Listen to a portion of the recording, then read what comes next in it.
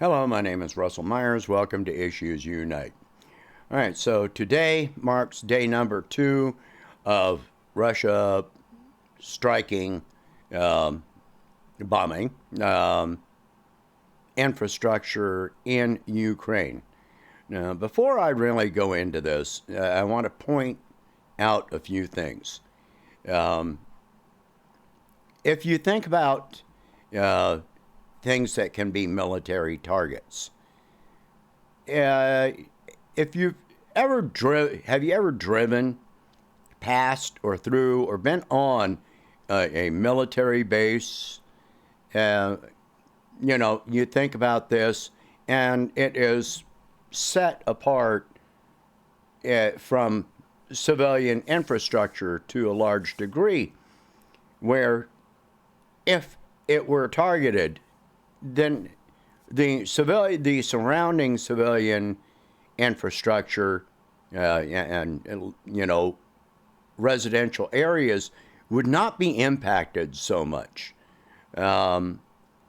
You think about CIA headquarters, Langley, Virginia.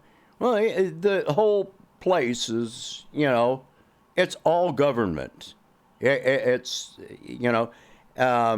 you think about FBI headquarters in Washington, D.C. Yes, it's in a city, but if you strike that building, the civilian residential areas are several blocks away.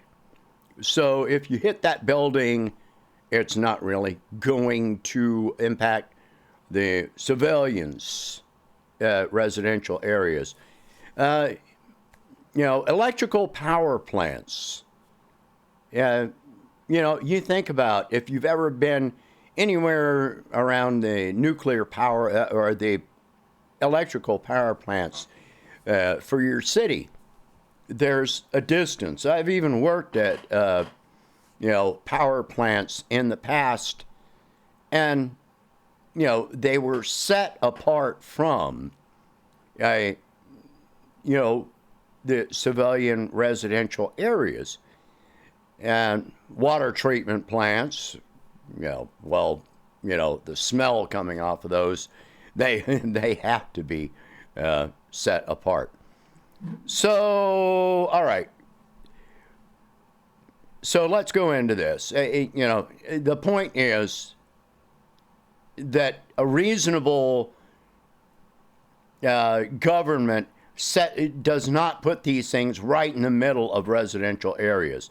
This is not true for Ukraine, and that has been pointed out even by Amnesty International.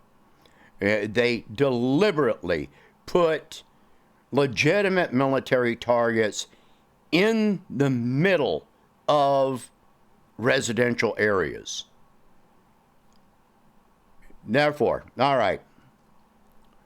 Anyway, so yes, Russia is still bombing legitimate military targets, strategic targets,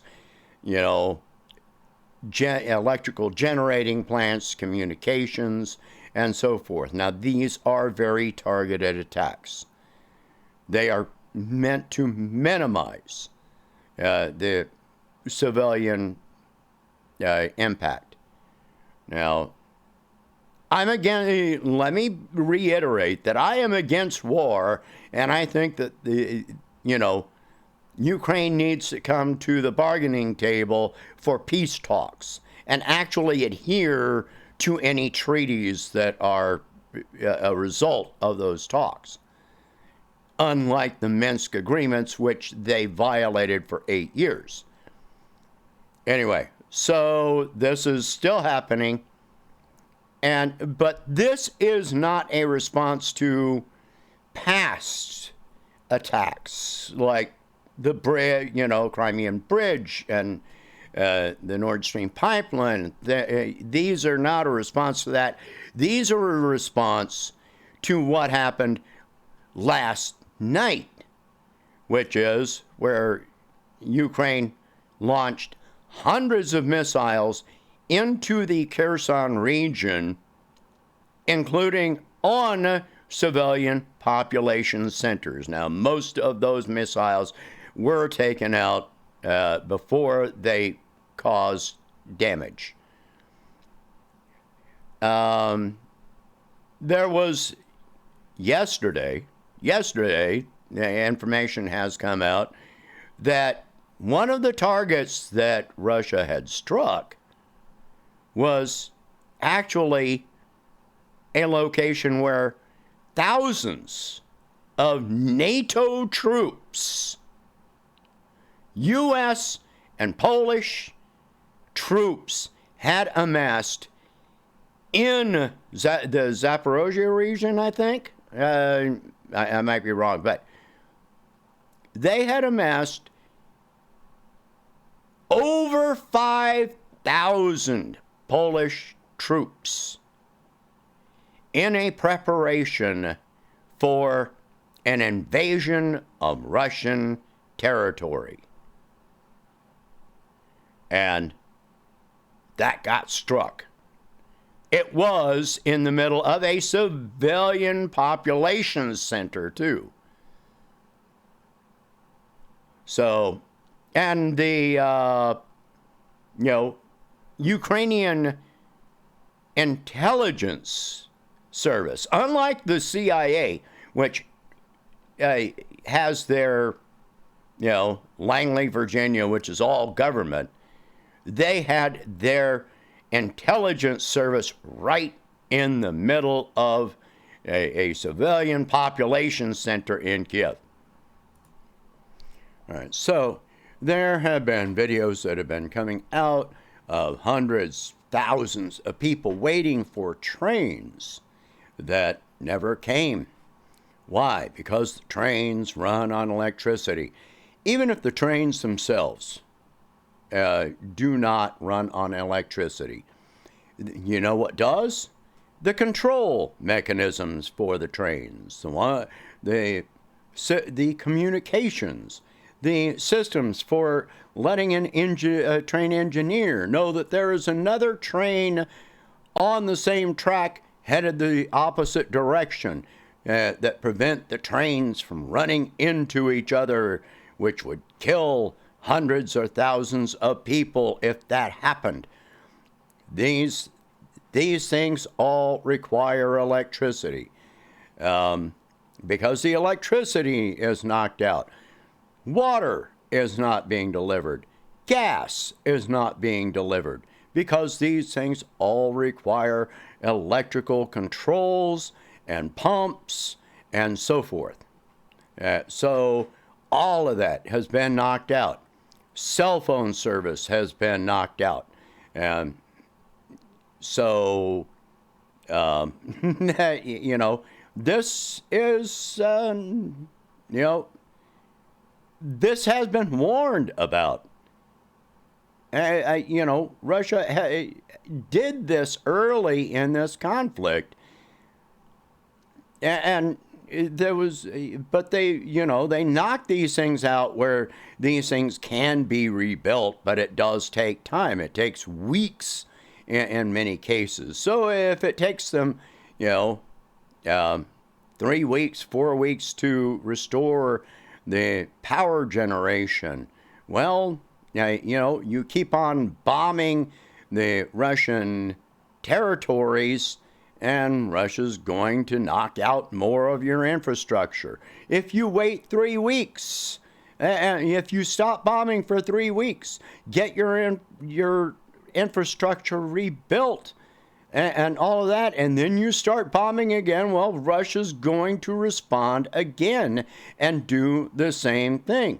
They have given up on the tactic of keeping the confrontation simply on the line of contact, which is proven ineffective because Ukraine is just going to keep on sending thousands of soldiers directly into the breach and attacking civilian population centers.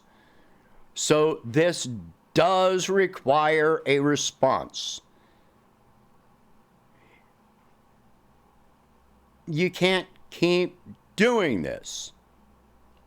Now, I want to call Western leaders are calling these acts of terrorism. Let me explain what terrorism is. Terrorism such as, okay, look at what has happened with the pipeline. Who attacked the pipeline? Oh, we don't know. We're really happy it happened, but we don't know who did it. The bridge in Crimea. Everybody knows that Ukraine did it, but the Ukrainian government is not admitting that they did it. This was a civilian truck loaded with explosives. Indications seem to point to the driver not even knowing what was in the vehicle. He didn't know that this was a suicide bombing, that he was going to die. That's what the indications seem to point to. All right, so there was also an attack on the Turk Stream pipeline. And, well, the people that conducted the attack did get caught. They were Ukrainian. This is a pipeline that sends gas over to part of Europe from Russia. And the pipeline, they attempted to sabotage the pipeline, but they got caught. That is a terrorist attack. That these people were, the government denies that these people were working for the Ukrainian government. Okay, well, that makes them part of a terrorist group.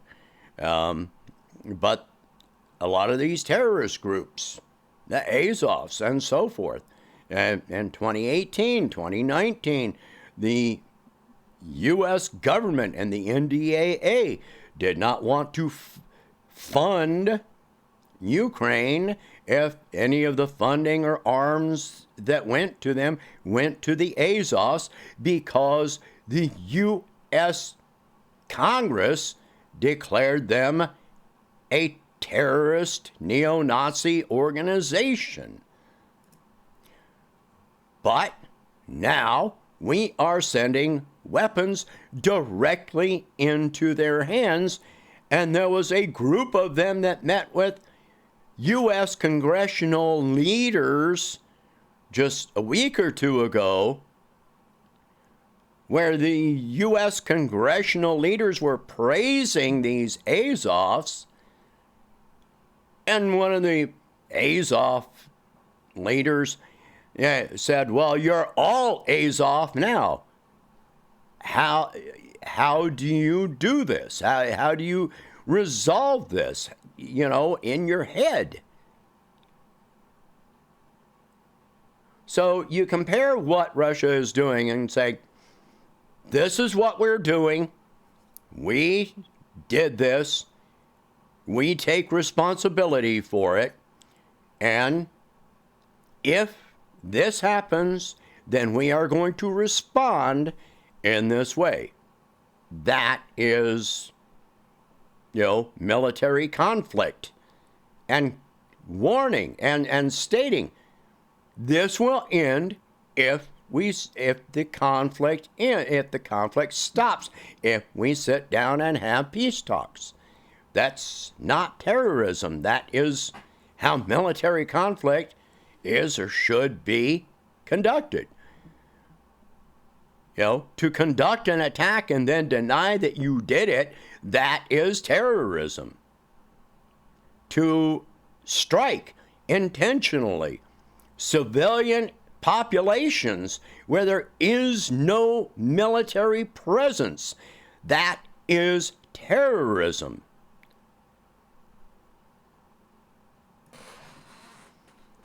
To shell a nuclear power plant and then claim that you're, that the other side did it. That is terrorism.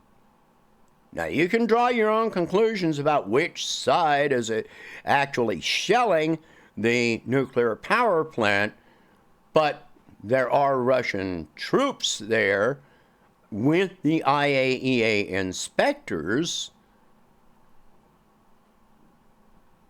Does it make sense that Russia would be doing this? Does it make sense that Russia would, sabotage their own pipeline? Does it make sense if Russians would bomb their own bridge and then repair all this stuff? None of that makes any sense, does it? It's not like Russia's claims are getting any ear at the UN or with the American public.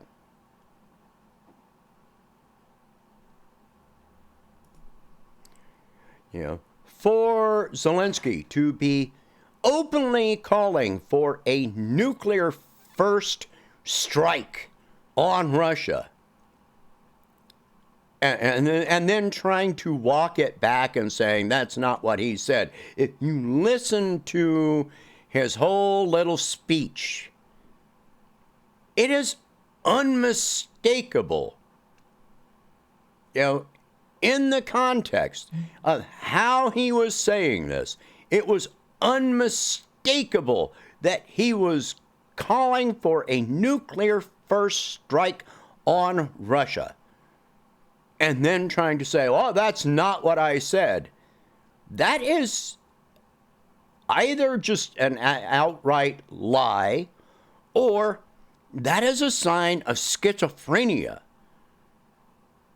That is clinical in whatever it is. That is clinical mental illness. You can't deny this. If you're going to engage militarily, that is one thing. When you are attacking civilians directly, when you are attacking civilian infrastructure that places millions of people at a time in severe risk, and then denying that you did it, that is terrorism. There is no other way of defining it. Again, I am in favor of peace talks. I don't want anyone to suffer. I don't want people waiting for trains that don't come. I don't want them to turn on the water faucet and not be able to get water. I don't want them to pick up their cell phones and not be able to call their loved ones. I don't want anyone to be dying or suffering. Anyone at all. But that means peace talks. That does not mean more weapons, more war. It does not mean more bullets, more blood, more bodies. That's not what that means. If you want people to stop dying, you sit down and talk. You don't refuse to talk with the president of the country that you are at war with. And the U.S. cannot keep denying that we are actually directly engaged here. Directly. Share this video. Talk about these subjects.